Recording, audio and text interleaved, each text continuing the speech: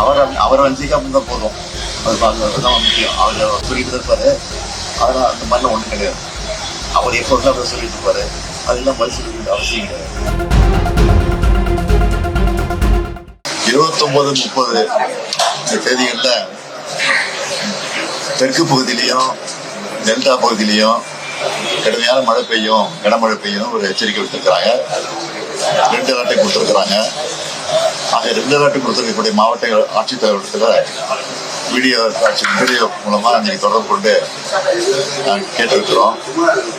ஏற்கனவே நேற்றைய தினம் இது குறித்து என்னுடைய தலைமையில் சிஎஸ் உடைய முன்னிலையில் உயர் அதிகாரிகள் கூட்டத்தை கூட்டி எல்லா துறை அதிகாரிகள் கூட்டத்தை கூட்டி எச்சரிக்கையெல்லாம் கொடுத்துருக்குறோம், இன்ஸ்ட்ரக்ஷன் கொடுத்துருக்குறோம்.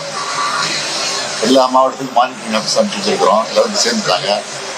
ஆக ஏற்கனவே எந்தெந்த இடம் பாதிக்கப்பட்டிருக்கோ அந்தந்த இடத்துல உஷாராக இருந்து கவனிக்கணும்னு சொல்லி உத்தரவு போட்டிருக்கோம். மின் கம்பிகள் எங்கெங்க இறந்து போய் விபத்து ஏற்பட்டுச்சோ அந்த இடத்தையும் உஷாராக கண்காணிக்க வேண்டும் என்று சொல்லியிருக்கிறோம். எனவே அதை எச்சரிக்கை சொல்லுகிற பணியை தான் இன்றைக்கு நாங்கள் மேற்கொண்டோம். சென்னையும் பாதிக்கப்படும். சென்னையில் அதிக மழை பெய்து சொல்றாங்க.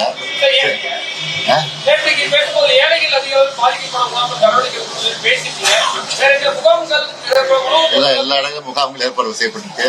தேவையான உணவு கொடுப்பதற்கு ஏற்பாடு செய்யப்பட்டிருக்கு.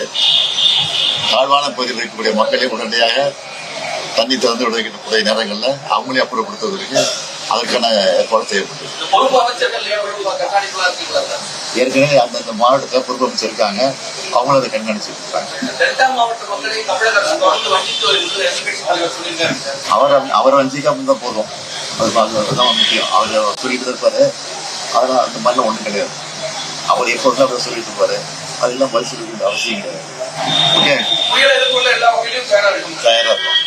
செய்திகளை உடனுக்குடன் தெரிந்து கொள்ள கீழ்கண்ட கேபிள் மற்றும் டிடிஹெச் நெட்வொர்க்குகளில் எம்நாடு செய்தி தொலைக்காட்சியை காணுங்கள். பாதகம் செய்பவரை கண்டால் நாம் பயம் கொள்ளலாகாது பாப்பா.